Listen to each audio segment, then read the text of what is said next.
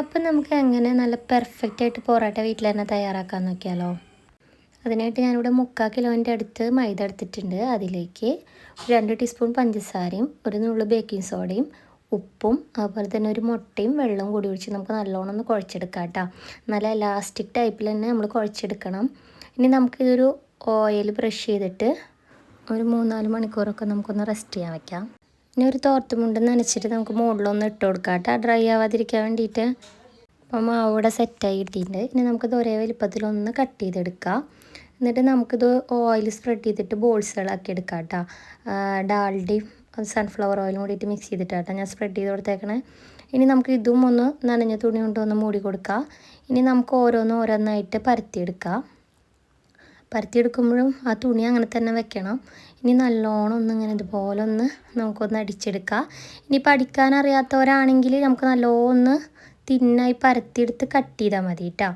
അടിച്ചു കഴിഞ്ഞാൽ അത്രത്തോളം നമുക്ക് ലെയേഴ്സായി കിട്ടും. അപ്പം നമ്മുടെ മാവ് പെർഫെക്റ്റ് ആയതുകൊണ്ടാണ് നമുക്ക് ഇത്രയും അടിച്ചപ്പോൾ നമുക്കിത് പൊട്ടാണ്ട് കിട്ടിയത് കേട്ടോ. ഇനി നമുക്കിതുപോലെ ഒന്ന് ചുരുട്ടി നല്ല പൂ പോലെ ആക്കി ഒന്ന് എടുക്കാം. ഇനി ഇതും ഇതുപോലെ നമ്മൾ നേരത്തെ പറഞ്ഞ പോലെ തന്നെ ഒരു തുണി വെച്ചിട്ടൊന്ന് മൂടിക്കൊടുക്കുക, ഒരു ചെറിയ നനവുള്ള തുണി കേട്ടോ. ഇനി നമുക്ക് ഇതും ഇത് ഓരോന്നായിട്ട് ഇതുപോലെ ഒന്ന് പരത്തി കൊടുക്കുക. അപ്പോൾ നല്ലോണം ഓയിൽ സ്പ്രെഡ് ചെയ്തിട്ട് വേണം കേട്ടോ പരത്താൻ വേണ്ടിയിട്ട്. ഇനി നമുക്ക് ഓരോന്നായിട്ട് ഒന്ന് ചുട്ടെടുക്കാം.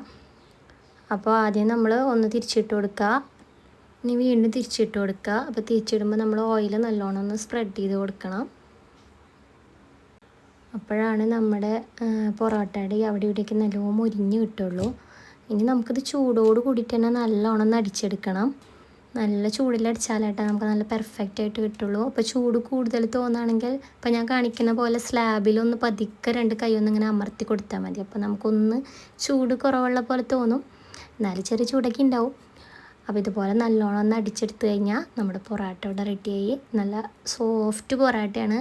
നമുക്ക് കടയിൽ നിന്ന് മേടിക്കുന്നതിനും ടേസ്റ്റിൽ നമുക്ക് വീട്ടിൽ തന്നെ തയ്യാറാക്കാവുന്നതാണ്. അപ്പോൾ എല്ലാവരും ഒന്ന് ട്രൈ ചെയ്ത് നോക്കുക, ഫീഡ്ബാക്ക് അറിയിക്കുക.